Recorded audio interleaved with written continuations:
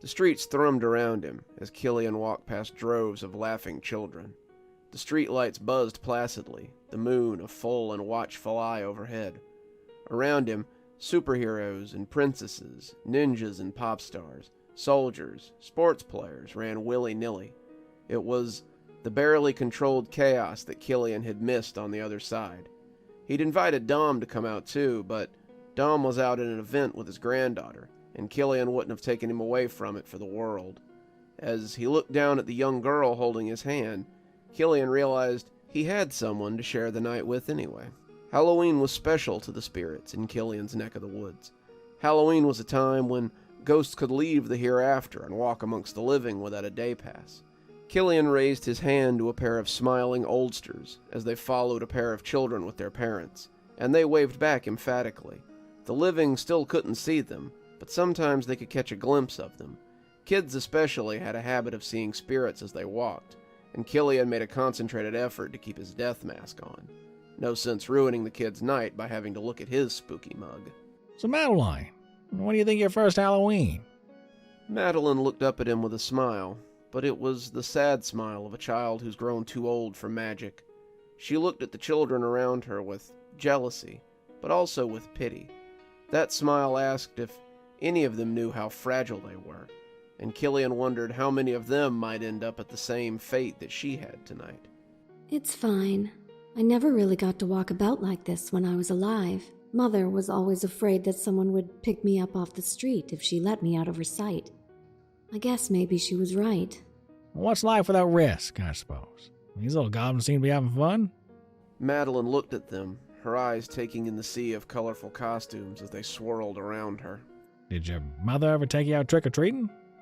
The pair turned a corner, and Killian saw a woman sitting on the stoop of a lonely tenement. The windows were dark, many broken out, and the kiddos seemed to be giving it a wide berth. There was a bowl on her lap, and her expression looked as sad and speculative as Madeline's. A few times. She always insisted on hovering around me when we went out. It got so annoying that I stopped asking to go anywhere. And your dad? Madeline looked like something terrible had gotten stuck in her throat. My father wasn't home much. He was always off on business. I don't think he visited more than once a week.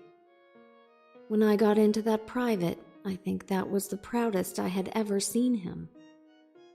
I saw him a few more times before I died. I wonder if he went to my funeral. Killian steered her towards the lady with the bowl, as he attempted to steer her away from the conversation. The woman looked up as they approached, and Killian could see the slash across her throat for the briefest moment. She righted herself quickly enough, holding the bowl out so they could take the candy inside. They were pale beneath the wrapper and swirled white beneath the cloudy cellophane. Madeline took one, looking up at Killian before unwrapping it. It's okay. This is 1 year, you won't have to check. The detective assured her, popping the sweet into his mouth and staggering as the confection drifted over him. He was small, early teens maybe, watching people walk by on the street. The leaves were a vibrant technicolor orange, and the apartment across the street was festooned with pumpkins and bats and bales of hay. His mother was making caramel apples and wrapping homemade candies like the one that he had taken from the bowl. His mother smiled at him as he looked up from the pot he was stirring, and when she looked at him, she made a face that told him how much she loved him without saying a word. Killian staggered a little, Madeline's fingers sliding out of his as she wobbled. Ghost food was like that. Spirits didn't usually have access to things like flour, sugar, or an oven, so they made food from their memories. Spirits don't eat, but it's like having comfort food when you're feeling down. The sweets this woman was handing out had been lovingly crafted from her memories of better times, when the neighborhood wasn't a place you could have your throat cut for the change in your pocket.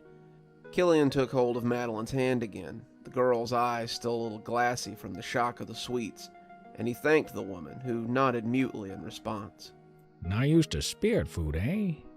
Madeline shook her head. I've been in the asylum since you rescued me.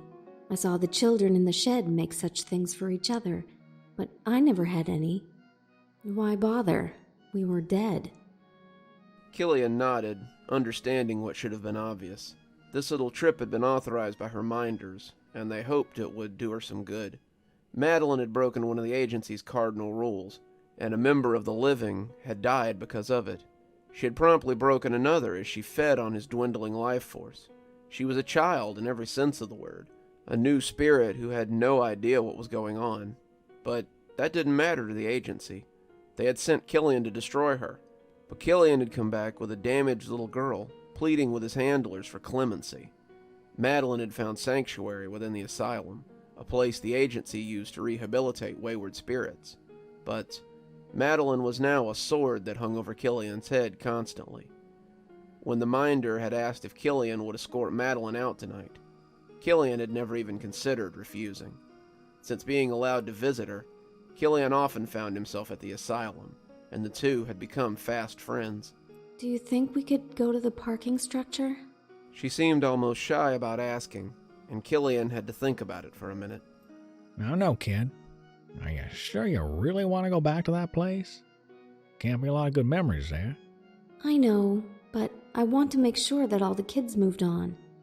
Could we maybe stop by, please? It was the please that did it. That childish trill made it sound like she wanted nothing more than an ice cream cone or a new toy. She looked up at him so nakedly, wanting to see a familiar place that she had once known so well. Killian realized that he had time, had nothing but time, and when he nodded, her face lit up. Maybe it'll do you good to see old friends again. Madeline laughed, making her usual serious face look young again. Seems more like visiting a battered women's shelter you used to stay at often, but I'd still like to see it. Killian oriented himself, trying to figure out how far the old parking structure was from their current location. They were in one of the less rough neighborhoods in Atlanta, and the car park was about 12 blocks from here if you figured right. The two of them could be there before midnight, but only just, and only if they hurried. He had told the minders that he would have her back before dawn, and Killian felt sure they had enough time to get there and back again. They set out, following the signs that Killian knew, as the trick-or-treaters began to thin out. It was getting late. The lights in the houses were going off as 9 o'clock grew later and later, and as the kids went in, the regular night traffic began to come out again. None of them looked twice at Killian or Madeline, if they could see them at all, and the two walked past abandoned tenements and crumbling storefronts as they made their way towards the industrial park. Madeline was quiet as they went, her mind likely stuck on where they were going. Killian couldn't blame her. It would be like going back to the place he died. It would be uncomfortable, almost voyeuristic, and then there was the fact that Killian couldn't remember where exactly he had died. He always saw it in dreams, like a half-remembered memory. It wasn't something he liked to dwell on, but Killian suspected it had much to do with his unfinished business. Have you ever gone back to the place you died? Killian jumped a little, pulled out of his own contemplation by his curiosity, and the fact that it seemed like she'd been reading his mind. Can't say as I have, kid. Why not? Are we not supposed to return to the place we died? Is it against the rules? Quite the opposite, actually. Most spirits haunt the place they died exclusively. No, I can't remember where I died. I woke up in the reception room of the agency and have only foggy memories of dying at all. Madeline thought about this as they walked, and it was part of the reason that Killian heard the ghost boy in the first place. He heard sobbing before they even rounded the corner, and was just starting to look for the source when he saw the kid. Sitting on a stoop, colorful bucket in hand, there was a sobbing ghost. He looked about 8 or 9, his costume a classic white sheet with a pair of eye holes cut out so he could see through. His jeans and sneakers were visible beneath, and Killian could see that one of them had a heel that was just about ready to fall off. Madeline let go of Killian's hand and went to him instinctively. It's no good, kid. He probably can't even... But the boy looked up in alarm as Killian spoke, dropping his bucket as he tried to backpedal away from Madeline. It's okay. We won't hurt you. Are you lost? Do you need some help? The boy nodded slowly, as if hypnotized, reaching for his bucket as he held it up like a shield before him. Can you tell us why you're crying? Killian kept his distance as Madeline questioned the kid, trying not to spook him. I lost my way home, the little ghost stuttered. I know it's around here somewhere. Could you help me? Do you think we have time? Madeline asked. looking back at Killian. Killian checked his watch, the cracked face showing him that it was 5 till 10. I think we do, as long as the poor tyke lives around here somewhere. Madeline smiled at him, taking his hand and clutching it in hers. My name's Madeline, and this is my friend, Killian. We're going to help you get home. Do you know what direction it is? The little ghost boy shook his head, Killian seeing that the front of his ghost sheet was wet with tears. Well, do you know what street you live on? He started to shake his head, but then stopped. Not exactly, but I know it's named after a red flower. Mama used to grow them in the window box of our apartment. She said the street was named after them. Killian nodded. Shouldn't be too hard to figure out. There's a collection of streets nearby named after flowers. Rose, zinnia, azalea, hibiscus. That's it, hibiscus. I live in an apartment on hibiscus. Killian thought about it and realized that hibiscus was a little out of their way. It wasn't in the opposite direction or anything, but it wasn't exactly on the way either. They would need to take some creative shortcuts once they returned the kid to his apartment. But Killian was still pretty sure that they could get to the car park by about 1 or 2. Madeline came down the stairs, leading her new friend by the hand, and Killian marveled at her control. It had taken him a while to learn how to do that kind of thing, and here she was, leading this boy around like it was nothing. To be fair, though, she had thrown a car at him on their first encounter, so maybe it was just something that came with the territory. Off we go, Killian said, and the three of them started walking down the darkening street. The street lamps were hit or miss here, the boy looking cautiously at the pockets of humanity that had gathered in the dark spots. This was where the sharks waited to ambush their prey, the peddlers and the hawkers waiting for their next victim, and those who had nothing to trade congregated to sell the only thing they had left. Madeline patted the boy's hand throughout it all, telling him to be brave as they progressed through the crowded street. When they took the corner onto Zinnia, the boy's steps got steadier, realizing he was almost home. They were crossing a section of pavement illuminated by the greasy window of a 24-hour market when Killian felt the scream rocket up his spine. The alley between the shop and the shuttered pharmacy was lit in ghostly green by a light from inside the dark back room of said pharmacy. It made the space look ghostly, and it made the pair in the alley look all the more ethereal. The woman was against the far wall of the alley, a pair of garbage cans hemming her in as she set her back against the disgusting bricks. The man standing over her was wearing a hockey mask, his body wide and thick, the long knife held in one meaty paw. He was laughing in the face of her screams, the knife looking small in his huge grip as he stalked in. "Someone help!" the girl yelled, the cans rattling as she tried to squeeze herself between the crumbling fissures in the wall. "Look around you, dear. It's just the two of us. No one's coming to help you." Killian took a step forward before remembering that he was little better than vapor. He couldn't help this woman. She was of the material world, and Killian of the spirit world. However, when he looked back at the little ghost boy and his young ward, the sheeted boy's words were unmistakable and galvanized Killian like nothing else could. He kept repeating the words, "Big sister," again and again. When Killian stepped into the alley, he heard his boots grating on the concrete. Hey, No-Neck, step away from the girl. You won't get a second warning. The masked man turned, the grip on his knife now looking foolish. "You a cop? 'Cause unless you got some backup in that stupid coat, you might want to back off. Unless you can drop me with that first shot. I don't think you stand a chance against..." But he stopped talking as Killian let his death mask drop. Whatever he had seen before, Killian's bloated face and bloody visage took away all his confidence. As Killian leveled that .38 at him, he watched the barrel smoke and the chamber glow as he prepared to blast him with a bullet that may or may not do a damn thing. Killian pulled the trigger, and a fireball the size of a barn door shot out the end. The masked man stepped back, the knife falling from his numb fingers as the fireball struck him and passed through. Killian stood, ready to fire again, as the hulking brute shuddered and gasped in his tracks. The girl was still prone between the cans, the blast having never touched her, and when the big galoot fell sideways in a dead faint, she stared at Killian in disbelief. She had just started to rise when the small ghost hit her around the waist, and she shrieked in fright. She looked down at him as Killian reapplied his death mask, and Madeline stepped up beside him. She slipped her hand into his, and for the briefest of moments, Killian felt something stir in his stomach, like he'd eaten some kind of spirit delicacy. He was standing at the gates of a large campus, which looked exclusive and expensive. He was feeling nervous. What if they didn't like him? What if he wasn't good enough? What if he couldn't cut it here and embarrassed himself? When a warm hand slid into his, he suddenly felt safe. The man the hand belonged to had never made him feel safe before, but he was aware that this was a feeling he had wanted all his life. His mother had tried her best, but he had always secretly longed for this feeling of security. The man looked down at him, and suddenly it was Killian looking down at himself.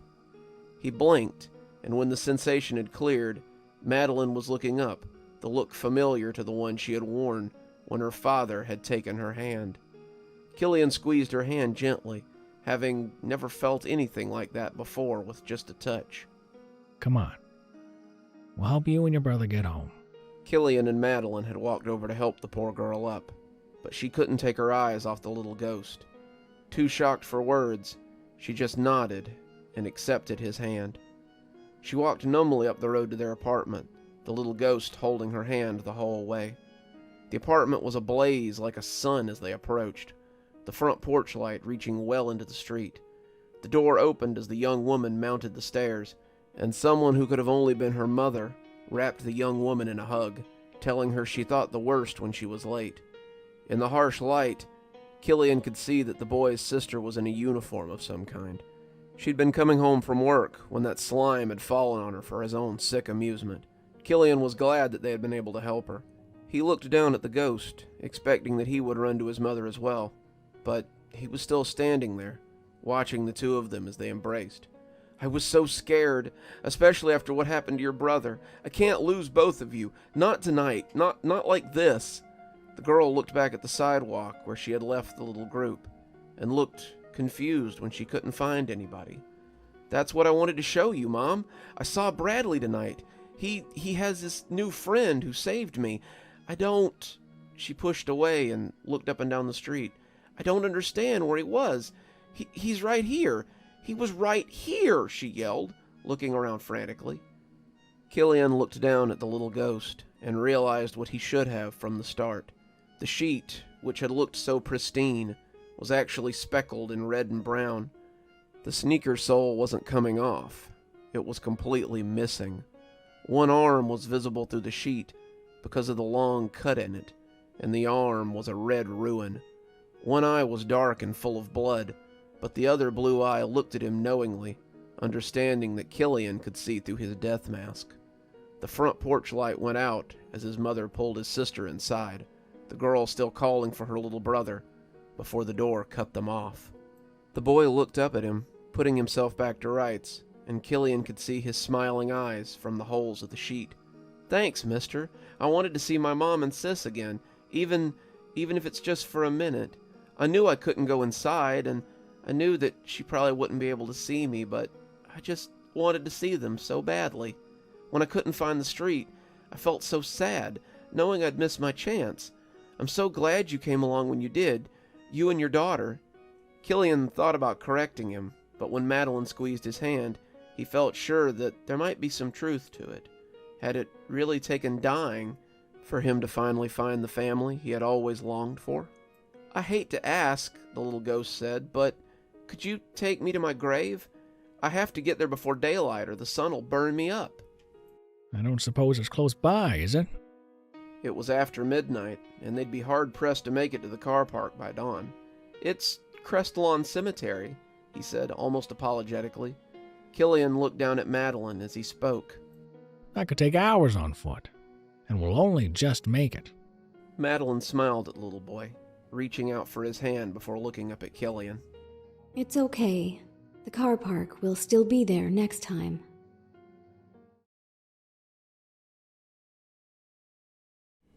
Good evening, everyone. It's me, Dr. Plague. Thank you so much for joining me for tonight's story. I do hope you've been enjoying this month of spooky Halloween stories. because I thought I might give you something special this week, starting with a Killian Halloween story. I was very glad to have Ladynopeingham reprise her role as Madeline, and of course see the return of the titular Killian Barger in the Baron Landred. Both are good friends of the show, and I just wanted to let them know that I just couldn't have done it without them, and I thank them very much. I've got something very special planned for you on Friday, so if you're not subscribed and you haven't hit that notification bell, make sure you do that. You're not going to want to miss any of the spooky stuff we do on this, the week of Halloween. Or maybe you haven't quite got your fill of spooky yet. Maybe you think you could handle a little more. Go ahead and click one of those videos we've got over there. Or maybe head on over and have a look at my playlists. I have so many, and I believe there's one full of Halloween tales. Before we go, let's go ahead and thank our patrons. Thanks to Janet for being our Spooky Skeleton tier contributor, and thanks to Xaronana, Emily Coltsfoot, Martha, Marianne Schuler, and Jennifer Damron for being our Ghostly Reader tier contributors. Thanks, everyone. We just couldn't do the show without you. If you too would like to support the show in a more monetary way, come on down to Patreon. We have several tiers. I'm sure you'll find something to suit you there. Patrons get an early look at all of my evening's videos, access to certain other things that I often put up, and a number of other rewards, so why not come on down and have a look? And as always, thanks for stopping by. Dr. Plague, signing off. Have a wonderful evening.